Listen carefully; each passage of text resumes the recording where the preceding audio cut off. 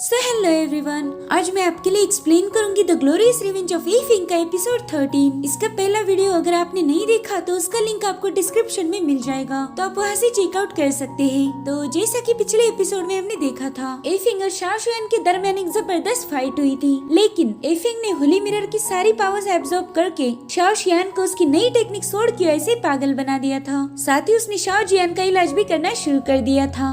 अब आगे तो हम देखते कि एफिंग ने गोल्डन नीडल की मदद से चंद ही लम्हों में शाओ जियान को हील कर दिया था। वो शाओलिंग को बताता है कि अब तुम्हारे दादाजी खतरे से बाहर हैं, बस थोड़े दिन उन्हें कुछ मेडिसिन लेने की जरूरत होगी, जिसके बाद वो एकदम ठीक हो जाएंगे। ये सुनकर शाओलिंग थोड़ी कंफ्यूज थी। वो कहते कि इतनी जल्दी उनका इलाज कैसे हो गया, वो तो जमाने से बीमार थे, इसलिए वो हीलर भी जियान की नस चेक करता है और वो भी ये देखकर शॉक था कि उनकी बॉडी से सारा पॉइजन गायब हो चुका है। वो एफिंग से पूछता है कि क्या आप मुझे बता सकते हो कि आपने कौन सी टेक्निक यूज की है, क्योंकि मैं कब से ही इनका इलाज करने में लगा हुआ था, लेकिन मैं इन्हें हील नहीं कर पाया और तुमने एक ही मिनट में हील कर दिया। मैं इसके लिए आपकी कदर करता हूँ, क्योंकि ये जो भी पॉइजन था वो काफी खतरनाक था। तो एफिंग उन्हें बताता है कि ये तो बस एक मामूली गोल्डन नीडल की टेक्निक है और वो भी बेसिक सी। तभी उस हीलर का अप्रेंटिस कहता है कि गोल्डन नीडल टेक्निक, ये नाम तो मैंने आज तक नहीं सुना, तो क्या आप हमें इस बारे में बता सकते हो। लेकिन तभी शाओलिंग कहती है कि हमें इससे क्या, हमारे ग्रैंडफादर तो ठीक हो गए, अब मैं उन्हें मेडिसिन खिलाती हूँ। जिसके बाद शाओलिंग वो मेडिसिन लेकर जा ही रही थी कि तभी एफिंग उसे रोक लेता है। वो तुरंत ही उस दवा को चेक करके समझ जाता है कि इसके अंदर तो ब्लड स्पिरिट फ्लावर है, इसलिए वो तुरंत ही उस मेडिसिन बोल को तोड़ देता है। शाओलिंग ये देखकर बहुत हैरान थी। वो उससे पूछती है कि तुम ये सब क्यों कर रहे हो, तो एफिंग उसे ज्यादा कुछ तो नहीं बताता, मगर कहता है कि मैं जो मेडिसिन बताऊंगा वही उन्हें दे दो। तभी वो हीलर कहता है कि एफिंग, तुम्हारी मेडिसिनल नॉलेज बहुत वास्ट है,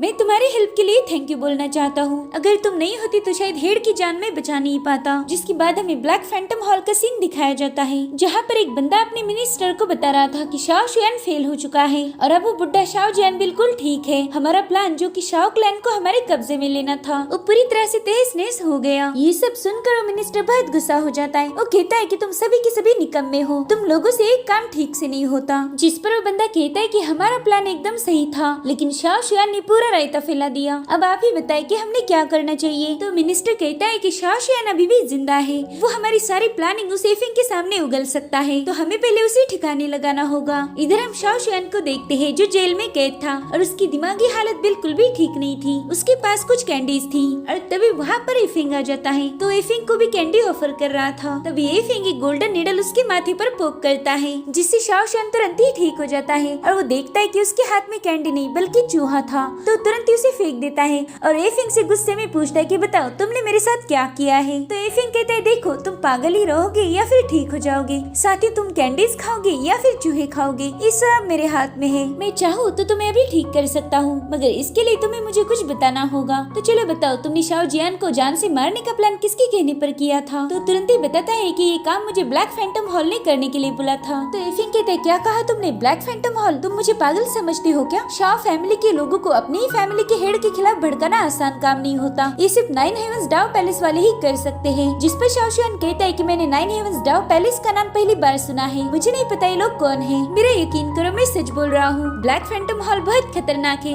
उन्होंने मेरे बेटे लू शाओ को मारने की धमकी दी थी, इसलिए मैं उनके साथ मिल गया। अगर मैं ऐसा नहीं करता तो लोग मेरे बेटे को मार देते। मैं खुद से ही नफरत करता हूँ कि मैंने शाओ फैमिली को धोखा दिया है। अब एफिंग को भी उसकी बातें सुनकर उस पर यकीन हो जाता है। वो उससे ब्लैक फैंटम हॉल के मास्टर का नाम पूछता है, मगर शाओ शुआन कहता है कि मुझे उसका नाम नहीं पता, इनफैक्ट मैंने तो उसका चेहरा भी नहीं देखा, मुझे सिर्फ इतना पता है।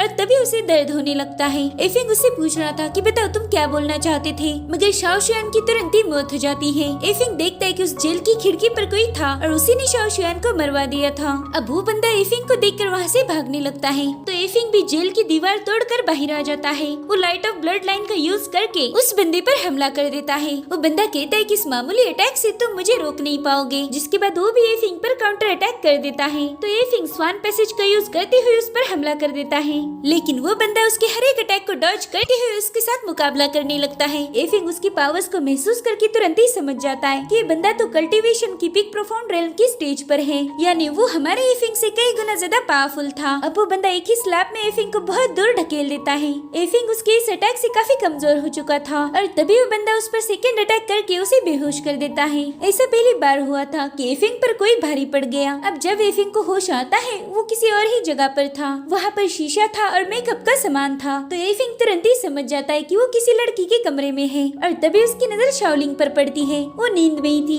और उसके हाथों को खाने की कोशिश कर रही थी। वो कहती, वाह तुम बहुत डिलीशियस हो, तुम्हारे जैसा लजीज परिंदा मैंने आज तक नहीं खाया। अब वो एफिंग के हाथ को कस के दबा लेती है, जिससे एफिंग को काफी अनकंफर्टेबल फील हो रहा था। तो वो उसे नींद से उठाने लगता है और कहता है, देखो तो ये मैं हूँ, मैं तुम्हारा परिंदा तो नहीं हूँ, तो मुझे छोड़ दो। तो अब जैसे ही शाओलिंग की नींद खुलती है उसे काफी एम्बेरस फील होता है और वो एफिंग से कहती है, अरे वाह तुम तो उठ गए। जिस पर एफिंग कहते है, हाँ और तुम ना मुझसे थोड़ा दूर ही रहा करो, समझी तुम। तो शाओलिंग उससे कहती कि अरे तुम तो गलत समझ रहे हो, वो क्या है ना, रात में बहुत ठंड थी और तुम थे गर्म, इसलिए मैं तुम्हारे पास आ गई। तो तुम ये मत समझो कि मैं तुम पर जबरदस्ती कर रही थी या फिर तुम्हारा फायदा उठा रही थी। वैसे भी तुम मुझे बिल्कुल पसंद नहीं हो, मैं तो बस अच्छी नींद आने के लिए तुम्हारे पास आई थी। और वैसे देखा जाए तो ये मेरा कमरा है, तो तुम यहाँ पर क्या कर रहे हो। जिस पर एफिंग कहता है, मेरी जान तुम भूल गई क्या, तुम ही मुझे यहाँ लेकर आई थी। तो अब शाओलिंग उसे बताने लगती है कि मुझे पता था तुम मेरे अंकल शाओ शुआन से मिलने गए थे, इसलिए मैं तुम्हें फॉलो करते हुए वहाँ पहुँच गई। लेकिन जब तक मैं तुम्हारे पास आती तब तक तुम बेहोश हो चुके थे। तो एफिंग उससे पूछता है कि क्या तुमने वहाँ पर किसी को देखा था, ऐसा कुछ भी जो तुम्हें सस्पिशियस लगे। जिस पर शाओलिंग कहती, नहीं मैंने तो कुछ नहीं देखा। अब एफिंग सोचता है कि वो बंदा बिग प्रोफाउंड रेल्म का एक्सपर्ट था, उसके पास जो स्पिरिचुअल पावर्स थी उसमें कुछ हिडन फोर्स भी थी और इसी वजह से मैं उसे हरा नहीं पाया।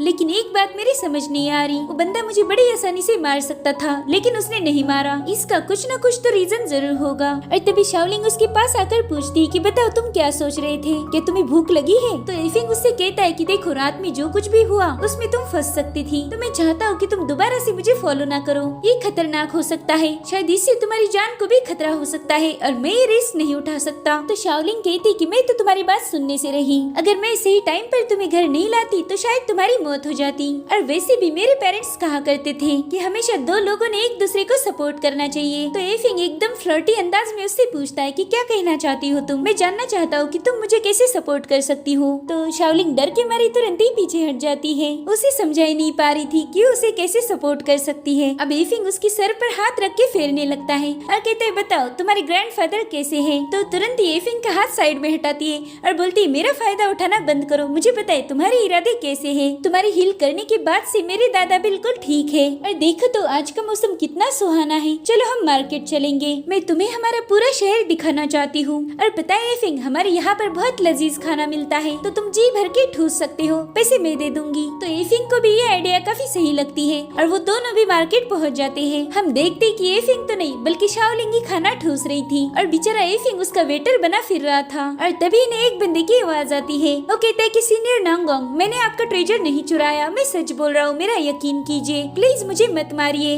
मगर नांगोंग ली कहता है कि तुम एक नंबर के झूठे हो, तुम्हारे पास ही वो ट्रेजर है, इसलिए तो टियान शुआन की डिस्क चमक रही थी। इतना कहकर वो उसे जबरदस्त लात मार देता है। अब नानगोंग कहता है कि वो डिस्क मैंने बहुत महंगी खरीदी है ताकि वो तुम्हारे जैसे चोरों की पहचान कर पाए, और देखो उसने तुम्हें पहचान लिया, अगर अभी भी तुम वो ट्रेजर वापस नहीं दोगे तो मैं तुम्हारी पिटाई कर दूंगा। तो बताओ तुम क्या करना चाहोगे। इधर एफिंग शाओलिंग से पूछ रहा था कि ये बंदा कौन है, क्या तुम इसे जानती हो। तो शाओलिंग बताती है कि इसका नाम नानगोंग ली है। दरअसल नानगोंग फैमिली बहुत रईस है और इसकी बहन का नाम लीन है, वो हमारी सिटी की सबसे खूबसूरत लड़की मानी जाती है, इसलिए तो ये लोग जो मर्जी आए वो करते रहते हैं, किसी से भी बेवजह झगड़े करना, मारपीट करना इन लोगों की आदत है। इतना ही नहीं, नानगोंग फैमिली हमारी शाओ फैमिली से भी बहुत ज्यादा स्ट्रॉन्ग है, वो हमेशा झगड़े करते रहते हैं और एक बार इस बंदे ने मेरे साथ भी बदतमीजी करने की कोशिश की थी। इधर नानगोंग ली के आदमी उस बंदे को बुरी तरह से पीट रहे थे, वो उससे ट्रेजर मांग रहे थे जो कि उस बंदे के पास था ही नहीं। उनकी ऐसी दादागिरी देखकर शाओलिंग बहुत भड़क जाती है, वो कहती कि अब तो ये पहले से बहुत बदतर हो चुके हैं, इन्हें सबक सिखाना लाजमी है। अब वो बीच में इंटरफेयर करने वाली थी कि तभी एफिंग उसे रोक लेता है, वो कहता है मेरी हीरोइन आज के दिन तुम आराम करो, इनको तो मैं संभाल लूंगा, बस अब तुम इस तमाशे के मजे उठाओ। इतना कहकर एफिंग उनके पास जाने लगता है, वो एक ही पंच में नानगोंग के आदमी को दूर ढकेल देता है। ये देखकर नानगोंग ली तो बहुत भड़क जाता है, वो कहता है किसमें इतनी हिम्मत है जो मेरे मसले में टांग अड़ाए, तुम जो कोई भी हो सामने आ जाओ। तो एफिंग कहता है वो मैं हूँ, मेरा नाम एफिंग है और आज मैं यहाँ पर तुम्हारे गुंडों की पिटाई करने आया हूँ। नानगोंग कहता है कि तुम तो यहाँ से बिलोंग ही नहीं करते, तो तुम हमारे मसले में कोई दखल नहीं दे सकते। जिसके बाद वो अपने लोगों से कहता है कि जाकर इसकी पिटाई करो और इसे इसकी औकात दिखा दो। तो तुरंत ही उसका एक आदमी सामने आ जाता है। वो कहता है कि जब भी मैं मारता हूँ ना, तब सामने वाले की हालत खराब हो जाती है। तो मेरे भाई, अगर तुम्हें ज्यादा तकलीफ हो तो बस सहन कर लेना। जिसके बाद वो इनविंसिबल टायरेंट ब्लेजिंग फिस्ट का यूज करके एफिंग पर अटैक करता है, लेकिन एफिंग उसकी फिस्ट को वहीं पर रोक देता है और फिर उसे जोर जोर से पटकने लगता है। वो कहता है, क्या कहा था तुमने? Invincible fist? अरे वाह, बहुत अच्छा नाम था। जिसके बाद वो उसे दूर फेंक देता है और फिर उसकी साथी उसे कहता है कि अरे तुम किसका वेट कर रहे हो, चलो तुम भी आ जाओ। अब वो लोग अपनी साथी की हालत देखकर तो थोड़े परेशान हो जाते हैं, लेकिन फिर वो एक साथ ही एफिंग पर अटैक कर देते हैं। उन्हें पता ही नहीं था कि एफिंग क्या चीज है। अब एफिंग एक ही मिनट में उन 2 लोगों को उठाकर दूर फेंक देता है और जो तीसरा आदमी था उसे एक थप्पड़ मार के नीचे गिरा देता है। जिसके बाद एफिंग नानगोंग ली से कहता है कि उस बंदे को छोड़ दो, नहीं तो तुम्हारा अंजाम तुम्हारे साथियों से भी बुरा हो जाएगा। वो क्या है ना, जब भी मैं किसी को पीटना शुरू करता हूँ, फिर मुझे रोकना नामुमकिन है। इससे क्या होगा, तुम्हें चोट लगेगी और फिर तुम्हें वो दर्द सहन करना पड़ेगा। अब नानगोंग ली सोच रहा था कि इस बंदे के साथ क्या किया जाए और इसी के साथ ये एपिसोड यहीं पर खत्म हो जाता है। Thank you for watching, bye bye, take care.